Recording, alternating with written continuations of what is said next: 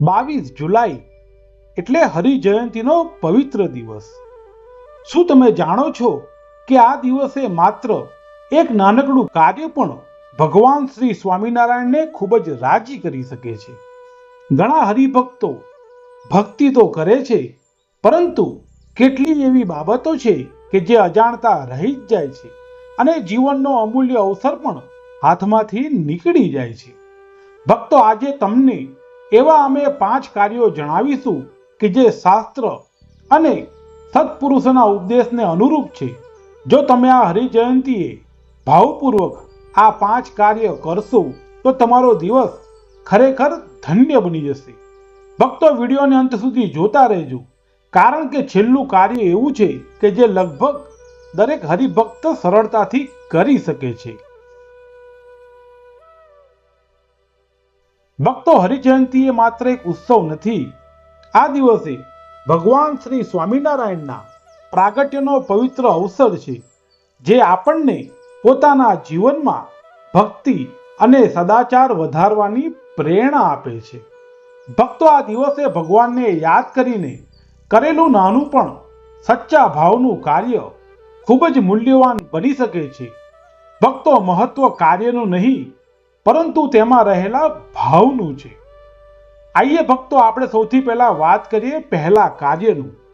વહેલી સવારે ઉઠીને ભગવાનનું સ્મરણ કરવું અને પંચાંગ પ્રણામ સાથે દિવસની શરૂઆત કરવી. ભક્તો, આ શરૂઆત આખા દિવસને આધ્યાત્મિક બનાવી શકે છે. ત્યારબાદ શક્ય હોય તો નિત્ય પૂજા અને ભગવાનના નામનો જપ કરવો. થોડી મિનિટનો પણ નિષ્ઠાપૂર્વકનો જપ મનને શાંતિ અને સ્થિરતા અપાવે છે. જો નજીકમાં મંદિર હોય તો દર્શન માટે જરૂર જવું, અને જો શક્ય ન હોય તો ઘરે જ ભાવપૂર્વક ભગવાનનું ધ્યાન કરવું. ભગવાન ભાવના સ્વીકારનાર છે. ભક્તો, હરિજયંતીના દિવસે ભગવાનને ફૂલ, ફળ અથવા સાદો પ્રસાદ અર્પણ કરવો. ભગવાનને ભવ્યતા કરતા ભક્તિ વધુ પ્રિય છે. ભક્તો, આ દિવસે પરિવાર સાથે થોડો સમય ભગવાનની વાતો સાંભળવામાં અથવા તો વાંચવામાં પસાર કરવો. ભક્તો, આવી ક્ષણો પરિવારના જીવનમાં પણ આધ્યાત્મિકતા લાવે છે.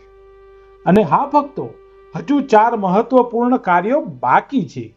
ભક્તો, તેમાંનું એક એવું છે કે ભગવાનને અત્યંત પ્રિય માનવામાં આવે છે. એટલે ભક્તો, વિડીયોને અંત સુધી જરૂર જોતા રહેજો. ભક્તો, હવે વાત કરીએ બીજા મહત્વ કાર્યનું, અને તે કાર્ય છે શાસ્ત્ર વાંચન. હરિજયંતીના દિવસે શિક્ષાપત્રી, વચનામૃત અથવા સત્સંગી જીવનમાંથી થોડું પણ વાંચશો તો મનમાં દિવ્ય વિચારોનો પ્રકાશ ફેલાવા લાગશે.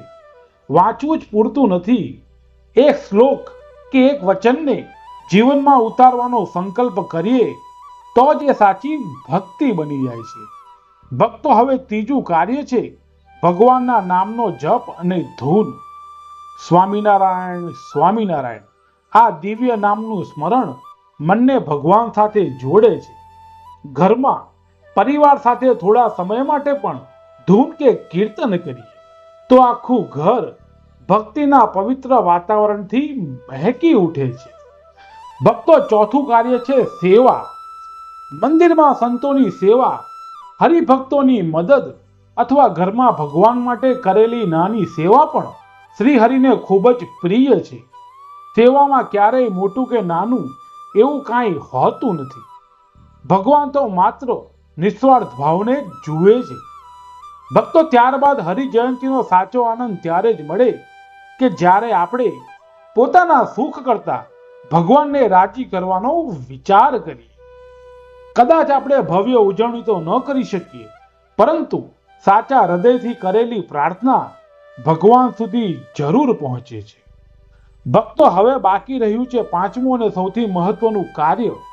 આ કાર્ય દરેક હરિભક્ત કરી શકે છે અને ભગવાનને અત્યંત પ્રિય માનવામાં પણ આવે છે.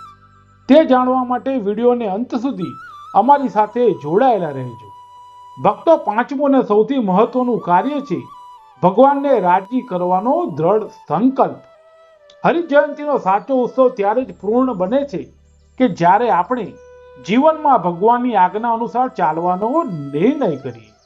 ભગવાનને ફૂલ, ફળ કે પ્રસાદ અર્પણ કરવું સુંદર છે, પરંતુ સૌથી પ્રિય અર્પણ છે આપણું શુદ્ધ હૃદય અને નિષ્ઠાભર્યું જીવન.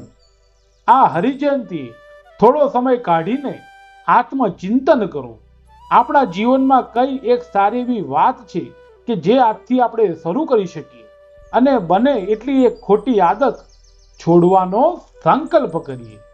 ભગવાન ક્યારેય સંપૂર્ણ માણસ શોધતા નથી. ભગવાન તો એવો ભક્ત શોધે છે કે જે રોજ થોડું વધુ સારું બનવાનો પ્રયત્ન કરે. જો આજે આપણે માત્ર એક સારો સંકલ્પ પણ જીવનમાં ઉતારી લઈએ તો આ હરિજયંતીએ ખરેખર સફળ બની જશે. ચાલો આ પવિત્ર દિવસે આપણે સૌ મળીને પ્રાર્થના કરીએ. હે શ્રી હરિ, અમને હંમેશા આપની આજ્ઞામાં રહેવાની શક્તિ આપો.